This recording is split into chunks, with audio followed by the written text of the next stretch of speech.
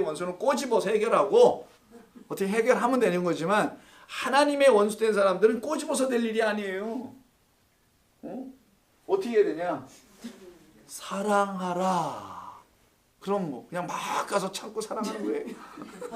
나 당신 사랑해? 알잖아. 근데 왜 이렇게 하나님 말씀 못 알아듣고 그러는 거야? 사랑해? 뭐 이러는 거야. 이게 뭐예요? 그래서 우리가 사랑을 배웠던 거예요, 전에. 사랑은 하나님의 말씀을 전하는 것이다. 이게 하나님의 사랑이다.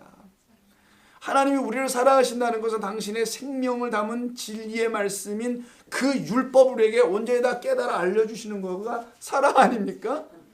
그 사랑 너희가 하는 거야. 그러니까 이웃을 사랑하는 것은 이웃을 쫓아다니면서 뭐 사랑한다는 게 아니라 말씀을 전하는 거예요. 그가 알아듣든지 못 알아듣든지 그건 우리의 책임이 여러분의 책임이 아닙니다. 에스겔서에 말씀한 것처럼 너 그거 안 하면 그건 피가 너에게 돌아가. 그건 너는 해야 되는 거야. 무슨 일이 있어도. 알아듣게 하는 건 내가 하는 거고 너는 입을 준 이유가 그 입으로 먹기만 하라는 것이 아니라 제발 여호와의 입처럼 그 입에서 나오는 말이 있어야 돼. 그죠? 여호와의 입에서 나오는 말씀이라는 떡을 그들에게 줘야지 그들이 굶주림에서 헐벗음에서 그 가난함에서 벗어나지. 그래서 가난한 자를 돌봐라. 과부를 돌봐라. 고아를 돌봐라는 거잖아요. 고아원 차리라는 얘기가 아니잖아 이게. 근데 그런 걸 근거로 해서 한때는 우리가 또 고아원도 차리고 지금도 교회들이 또 그런 걸 근거해서 열심히 뭘 하잖아요. 네? 교회가 돈이 많고 힘이 세지면 그런 걸 하게 됩니다. 왜냐하면 돈 많아서 어디다 쓸 거야. 목사로 월급을 잠깐 올려주는 것도 한계가 있지. 그렇잖아요 여러분. 우리 교회에서는 전혀 적응되는 게 한계가 있지. 어디다 쓰냐면 그 정도만 학교를 하고요. 우리 일단 대외적으로 뭐 어디 아프리카에서 뭐 학교를 지어주고 뭐 여러 가지 일들을 많이 하죠. 뭐 그 자체가 나쁘지 않습니다. 근데 그거 왜 하느냐가 중요하단 말이에요. 왜? 그걸 하지 말라는 게 아니라 그 본질에서 벗어나는 일을 하게 되면은 그냥 학교져 가지고 열심히 또 다른 짓 하게 만드는 그런 일들을 덧붙이게 되죠. 그래서 요 말씀이라는 거. 그렇다면 원수는 누구였단 말입니까? 줄이고 목마른 자였다는 거네요. 이게 하나님의 원수라는 거예요. 그러니까 우리가 생각하는 세상에 생각하는 그 원수의 개념. 아하 그날을 어찌 잊으리. 우리 어렸을 때 무지하게 불렀던 노래입니다. 그런 노래 아세요? 어렸을 때 참 한국에서 교육을 전혀 이상하게 배우시죠. 아하 잊으랴 어찌 우리 그날을. 이런 조국의 원수들이 짓밟아 오던 날을. 6.25 전쟁. 참 그런 노래 불렀던 그런 게 원수인가요? 우리 이부 아저씨들이 원수예요?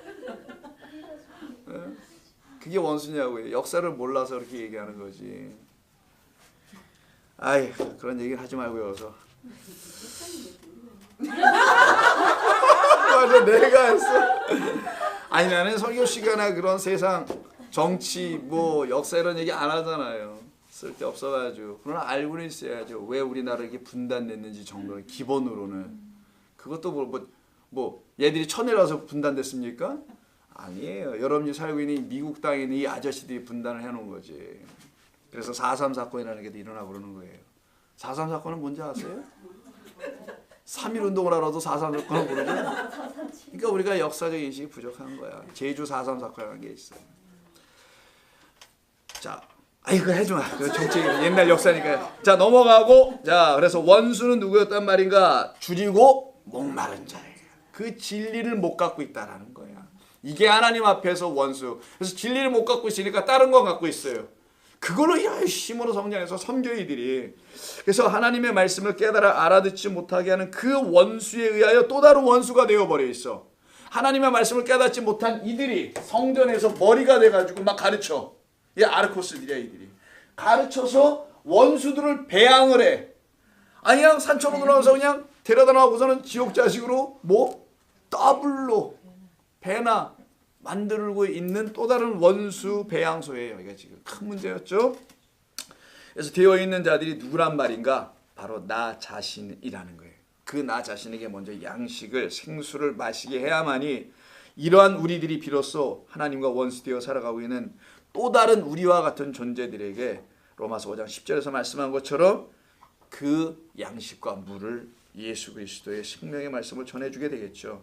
그들은 더 이상 자기라는 원수, 자기라는 우상을 사랑하지 않게 돼요. 이젠 자기가 없어지겠지. 그래서 참되신 하나님 우리 예수 그리스도를 당연히 사랑하기 시작하게 됩니다. 그래서 오늘 본문 그 다음 절 37절이 그래서 자연스럽게 아버지나 어머니를 나보다 더 사랑하는 자는 내게 합당하지 아니하고, 이거 아버지들이 들으면 이거 어떻게 하라는 거예요? 이걸 문자로 들으면 이게 뭐 불의 자식도 아니고 불효 자식도 아니고 이걸 그대로 들으면 참 골치 아프잖아요. 너는 나보다 하나님을 더 사랑해? 뭐 이런 식으로 또 말하는 사람들도 있죠. 그렇게 말하는 사람들이나 그런 말이 아니란 말이에요. 이 배경에서 이러면 다 이해하시겠죠. 이 배경에서 보면은 자, 아버지나 어머니를 나보다 더 사랑하는 자 그럴 수가 없게 됩니다.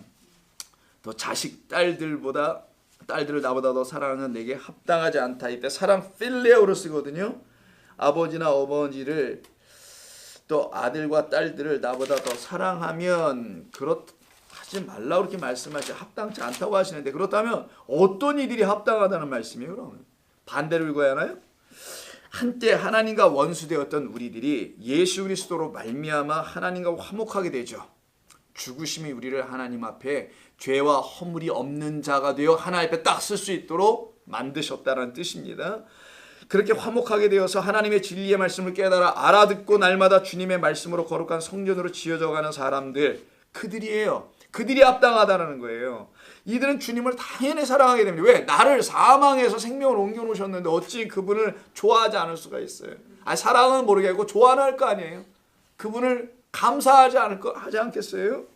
그래서 이들이 생명의 주님을 따를 것이라고 되어 있는 거예요. 이들이 따르면서 이 본문과 똑같은 본문, 병행구라고 하죠. 누가복음 14장 한번 보세요. 거기서는 어떻게 되어 있는지. 누가복음 14장 26절, 27절 한번 보세요. 26에서 똑같이 이 본문의 말씀과 같은 내용이 있어요. 120면 무릇 내게 오는 자가, 누가복음 14장 26절, 무릇 내게 오는 자가 자기 부모와 처자와 형제와 자매와 더욱이 자기 목숨까지 미워하지 아니하면 능히 내 제자가 되지 못한다라고 합니다. 그래서 오늘 본문 다시 가셨어요. 38절 39절까지 다 읽을게요. 또 자기 십자가를 지고 나를 따르지 않는 자도 내게 합당하지 않아요. 세 번째는 자기 목숨을 얻는 자는 잃을 것이고 나를 위하여 자기 목숨을 잃는 자는 얻게 될 거다. 이들은 어떤 자들이냐? 내 제자가 되지 못한다라는 거예요.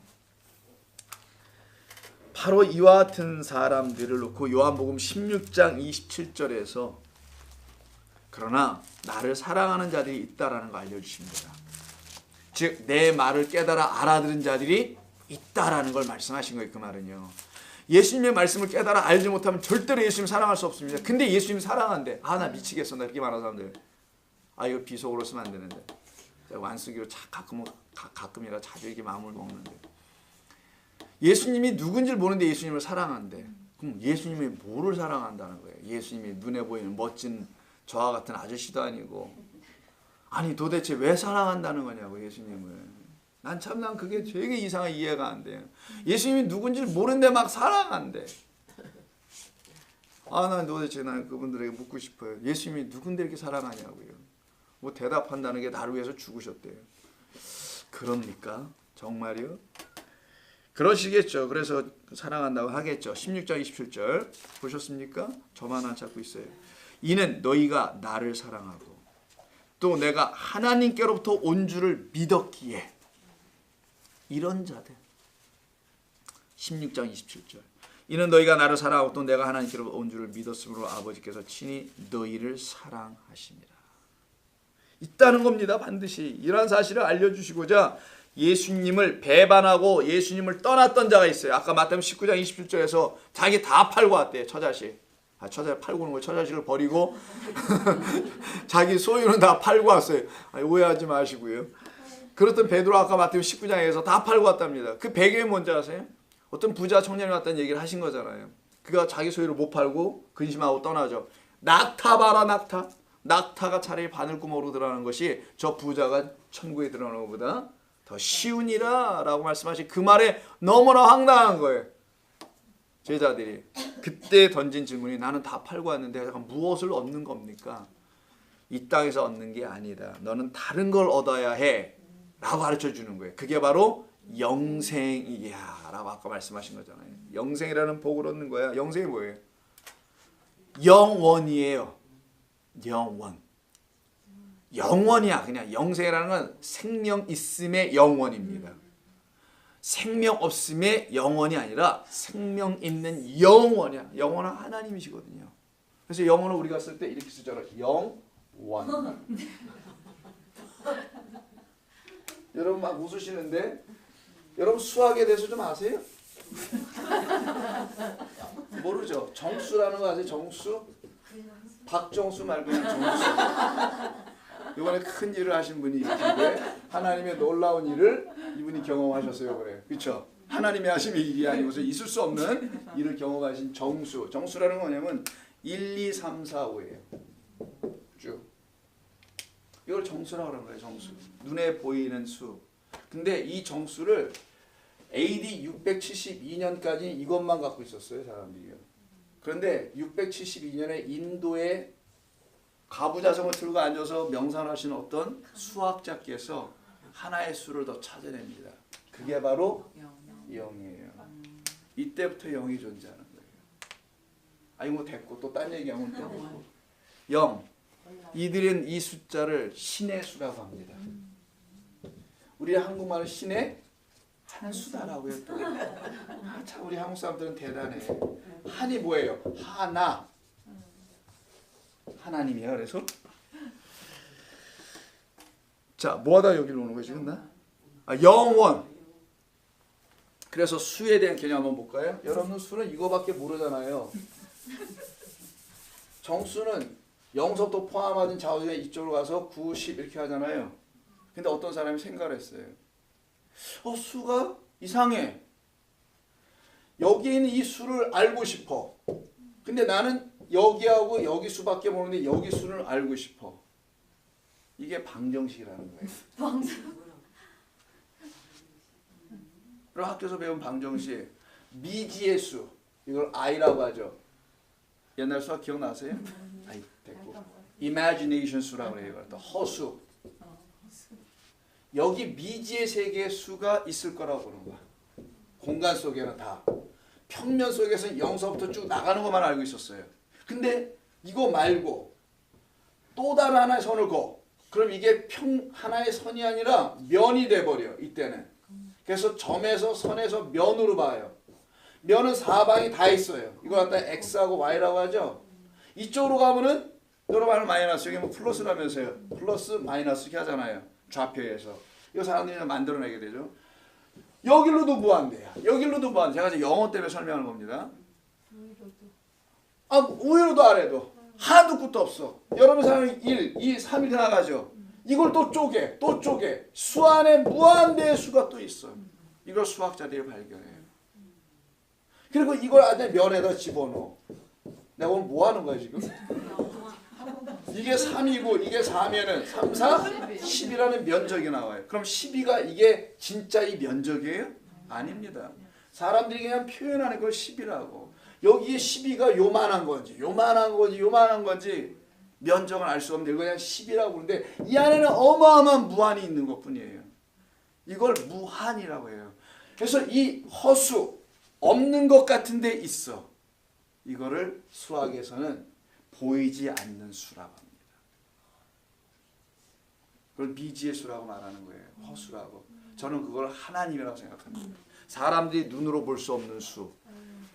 그것이 있어요. 이 공간, 이 존재 속에, 이 눈에 보이는 존재 안에, 이 세상 안에는. 그래서 여러분, 이왕 나온 게 좀 더 할게요. 뭐 시간도 많은데.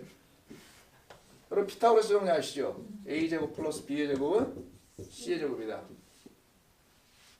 자, A가 3이고 B가 4면은 C가 얼마다 이렇게 묻는 거잖아요. 얼마예요? 5잖아요. 계산하면 5가 나온다고요. 왜? 아니 3, 4 얼마예요 여러분? 9 얼마예요? 이게 어떻게 8에 곱하 3, 3, 5, 9, 4, 4, 16 이분들이 왜 그러는 거야? 그럼 얼마야? 25. 25가 되려면 C에 5의 제곱. 그래서 여기가 5가 되잖아요. 자, 3의 수, 4의 수를 더하면 7입니다. 3에다 자승이 붙으면 5가 돼요. 3, 4, 7, 5가 다 있어요. 여기 안에는. 이건 직각을 이룰 때, 반드시 직각을 이룰 때 나오는 수예요. 이게 가장 기본입니다. 그러면 이렇게 나오는 자승들이 있죠. 위에는 안 바뀝니다. 여기는 계속 바뀔 수 있어요. 다 함께 있어요. 가장 최소가 3과 4예요. 저는 성경의 진리는 수에 다 담겨 있다고 봅니다. 3 어디서 많이 들어본 거 아니에요? 4 어디서 많이 안 들어보셨어요? 둘이 더하면 7이죠. 본질을 지킬 땐 더하는 거고 본질이 아닌 보이지 않는 곳으로 들어갈 때는 곱하게 돼 있어요. 반드시.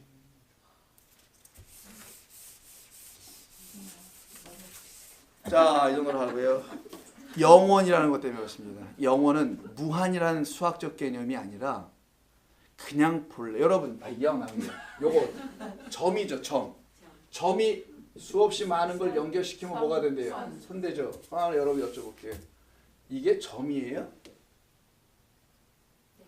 이걸 확대경으로 들여다보면 이만해집니다. 이걸 원이라고 해야 되겠죠. 면이라고도 할 수 있고요. 선이라고 할 수 있고 점, 모든 게 다 있는 것뿐이에요.